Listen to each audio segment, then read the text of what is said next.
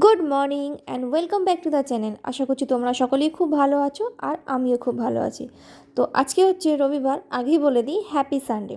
আর আমরা যাচ্ছি কোথায় তো তোমাদেরকে সেটাও বলবো একটু পরে, কিন্তু আপাতত এখন যাচ্ছি, তোমরা এই রাস্তার মজাটা নাও। তো দেখো একদম অনেক দূর রাস্তা, লম্বা একটা রাস্তা, তিনজনেই বাইকে করে যাচ্ছি। তো ভাবলাম রাস্তার ভিডিওটা এখান থেকে শ্যুট করি। আর সকাল সকাল আমরা খুব তাড়াতাড়ি রেডি হয়ে নিচ্ছি। আজকে হচ্ছে রবিবার 9 তারিখ।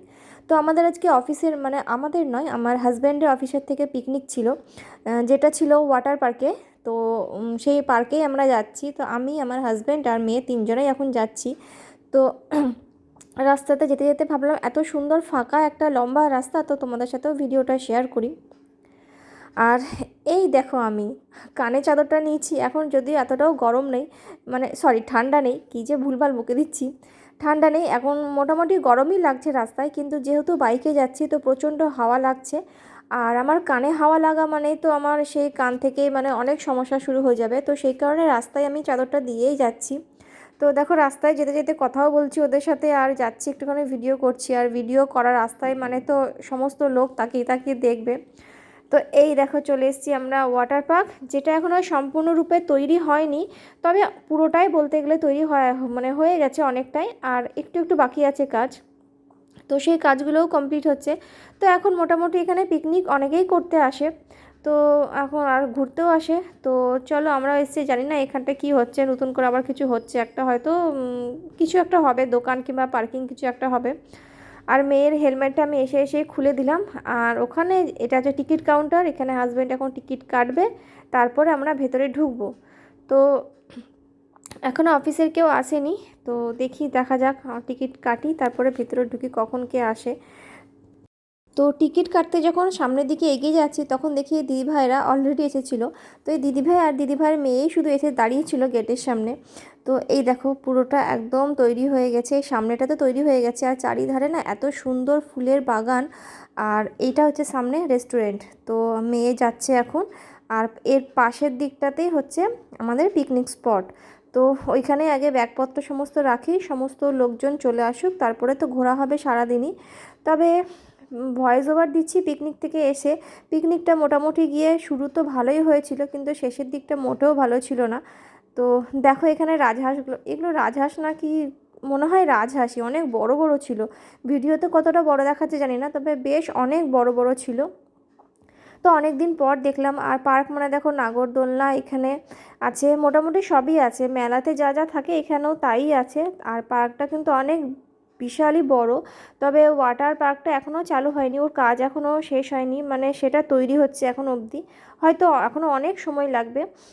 আর শুধু পার্কটা তৈরি মানে এই পার্কটা হয়ে গেছে কমপ্লিট, আর এর পাশে আছে, বাউন্ডারির বাইরে আছে ওয়াটার পার্কটা। তো ওখানকার কাজ এখনও চলছে, সম্পূর্ণ হয়নি। তো আমরা গিয়েছিলাম দেখতে, কিন্তু সেখানে ঢোকার অ্যালাউ করলো না, বললো বাইরে থেকে দেখতে। এই যে সামনে যেটা দেখতে পাচ্ছ ওর পাশেই ছিল।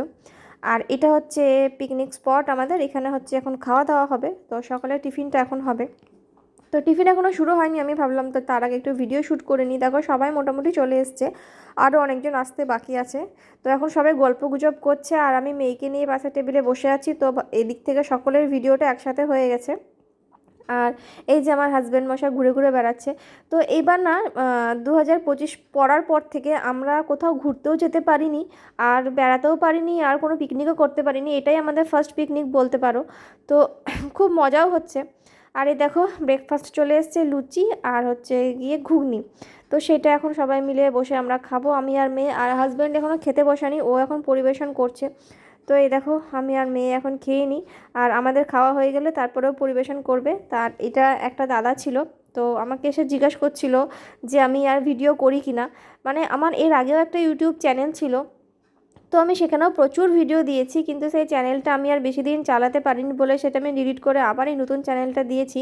তো সেটাই আমাকে জিজ্ঞাসা করছিল যে চ্যানেল আমি মানে ভিডিও আপলোড করি কিনা বা ভিডিও করি কিনা, সেটাই বলছিলাম যে না করি না, এখন আর বন্ধ করে দিয়েছি। তবে এইটা যে আরেকটা চ্যানেল খুলেছি সেটা এখন অবধি কাউকে জানাইনি। আর হ্যাঁ, ঘোরার কথা বলছিল, একটা হয়তো ছবি দেখেছিল কাউকে, মানে কারুর, বাইরে তারা ঘুরতে গেছিলো, তো দেখে হয়তো ভেবেছিল যে আমরা, সেই কারণে এসে জিজ্ঞাসা করছিল যে আমরা ঘুরতে গেছিলাম কিনা, সেটাই বলছিলাম। আর এখানে দেখো সমস্ত দিদিভাইরা বসে আছে, এটা যদি আমাদের পিকনিক স্পট নয়, তো পিকনিক থেকে আমরা অনেকক্ষণ আগে বাড়ি চলে এসেছি। যখন এসছি তখন প্রায় 5টা বেজে গেছে বাড়িতে এসছি, আর এখন বাজে হচ্ছে রাত্রি 9টা। এই দেখো লাইটের ছটা পড়ছে, দেখতে পাবে না। বাড়ি চলে এসেছি, কেন এসেছি সেটাও বলছি। আর তারপরে ভিডিও আমরা সেই বাগানে বসে লাস্ট ভিডিও ওটাই করেছি আমি, তারপরে আর কোনো ভিডিও করতে পারিনি, কারণ একটু মেয়ে বললো ঘুরতে যাবে, তো ওখানে মাঠেই ঘুরছিলাম আমরা, মানে পিকনিক স্পটে ঘুরছিলাম। তারপরে খেলা টেলা করলো, করতে করতে মোটামুটি 3টে বেজে গেছিলো। তারপরে খেতে ডাকলো, সবাই বসলাম খেতে। তো বসার পরে মেয়েও খেলো, আমরা সবাই মিলে খেলাম। তারপরে উঠে একটু গল্প করছিলাম। তো আর মেয়ে গেল খেলতে, ওর অনেক বন্ধু হয়ে গেছিলো ওখানে, তো বন্ধুদের সাথে খেলতে গেল। কিন্তু দোলনায় খেলতে গিয়ে ও দোলনায় বসেছে, আর পেছন ধার থেকে একজন জোরে ওকে দুলিয়েছে, আর ও ছিল মিডিলে বসে দোলনায়, মানে 3জন বসেছিল, আর আমার মেয়ে ছিল মাঝখানটায় বসে। তো ধরার কিছু পায়নি সাপোর্টার, দোলনাটাকে এত জোরে দুলিয়েছে যে দোলনা থেকে ওপরে ছিটকে গিয়ে হাতের এই হাতের ডান হাতের এরকম ভর দিয়ে ও পুরো পড়েছে। তো হাত তো সঙ্গে সঙ্গে ফুলে গেছে, আর আমি তো প্রচণ্ড ভয় পেয়ে গেছিলাম যে যেহেতু এখন নরম হাড়, তো সেহেতু মানে বাচ্চাদের তো তো ভেঙে টেঙে গেল কিনা, তো হাতটা ফুলেও আছে। তো দেখো মেয়ে ঘুমোচ্ছে এখন, এসে একটু চা বিস্কুট খেয়েছিল। আমি গরম সেকটেকও দিয়েছি করে, আর একটু ভলিনি লাগিয়ে দেওয়া হয়েছে, আর ব্যথার ওষুধও ওকে দেওয়া হয়েছে। কিন্তু কালকে না হলে ঠিক বোঝা যাচ্ছে না যে হাতটা ভেঙেছে কিনা। তো আমার মনে হচ্ছে যতদূর সম্ভব ভাঙেনি, কারণ হাত যদি ভেঙে যেত তাহলে প্রচণ্ড যন্ত্রণা করতো, থাকতে পেত না, আর হাত খুব ফুলেও যেত। কিন্তু সেই পরিমাণে ফোলেনি, জাস্ট অল্প একটু ফলেছে। আর ব্যথাটা আছে, যেহেতু আজকে চোটটা পেয়েছে, তো সেই কারণে আজকে ব্যথাটা থাকবে। ব্যথা ট্যাবলেট খাওয়ানো হয়েছে। তো ঘুমিয়ে পড়লো, এখন রাতে জানি না খাবে কি খাবে না কিছু। খুব ব্যথাও করছে, আবার কাল থেকে স্কুলও আছে। তো কালকে স্কুল তো ছেড়েই দিতে হবে, আর মনে হয় স্কুলে পাঠানো হবে না কালকে, এখন 2 দিন তো রেস্ট নিতে হবে। আবার 12 তারিখ করে স্কুলের পিকনিকও আছে। তো দেখা যাক কী করব, মানে আনন্দ করতে গেছিলাম কিন্তু দুঃখ নিয়ে বাড়ি ফিরতে হলো। আর মেয়ে তো প্রচণ্ড যন্ত্রণা নিয়ে কষ্ট নিয়ে, মানে সে কাঁদতে কাঁদতে বাড়ি এসছে, থাকতে পারছে না এমন অবস্থা। তো ওই জন্য আমি আর কিছু ভিডিও আর লাস্টের বেলায় শ্যুট করতে পারিনি। এত সুন্দর একটা মানে আনন্দ করতে গিয়ে লাস্টে ভেবেছিলাম সবটাই তোমাদের সাথে শেয়ার করব, কিন্তু লাস্টে আর কিছু করা হলো না। তো চলো, এখন বেজে গেছে 9টা। আর হাজব্যান্ডকেও একজন ফোন করেছিল, জানি না কার কি সমস্যা হয়েছে, তো রক্তের প্রয়োজন। তো হাজব্যান্ডকে সেজন্য ডাকা হলো ব্লাড দিতে। ওর ব্লাডের সাথে মিলে গেছে, বি পজিটিভ যেহেতু, তো এখন ওকে যেতে হয়েছে, তো সেই কারণে ও নেই। তো জানি না আজকে দিনটা আমাদের কি যাচ্ছে, মানে আনন্দ তো হচ্ছেই না, তো এরকমই যাচ্ছে। তো চলো আজকের ভিডিওটা এখানেই শ্যুট করছি, ভালো আনন্দ দিয়ে শুরু করেছিলাম আর দুঃখ দিয়ে শেষ করতে হচ্ছে।